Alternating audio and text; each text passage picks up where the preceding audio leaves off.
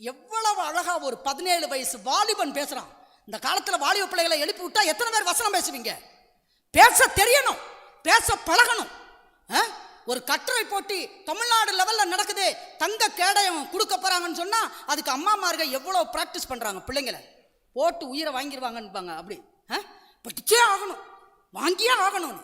நான் சொல்றேன், பிள்ளைங்களை உட்கார வச்சு இந்த வசனத்தை சொல்லிக் கொடுங்க, இப்படி பேச சொல்லிக் கொடுங்க. என்னன்னா, இன்றைய தினம் உன் தலையை வாங்கி, உன்னை விட்டு வாங்கி உன் தலையை எடுத்து காட்டு ஆகாயத்து பறவைகளுக்கும் காட்டு மிருகங்களுக்கும் கொடுப்பேன். உன் தலையை மட்டும் இல்லை, உன் ஆளுக தலையையும் சேர்த்து கொடுப்பேன்ட்டார். பிணங்களை கொடுப்பேன். பிரச்சனைகளை பார்த்து பேச தெரியணும், பிரச்சனைகளை பார்த்து பயந்து பேச கூடாது. பிரச்சனைகளை ஜெயிக்க முடியும். பிரச்சனைகள் மேல் வெற்றியை நீங்கள் பார்ப்பீர்கள். ஏன்னா அந்த பிரச்சனையின் மேல் வெற்றியை தருகிற தேவன் உங்களோடு கூட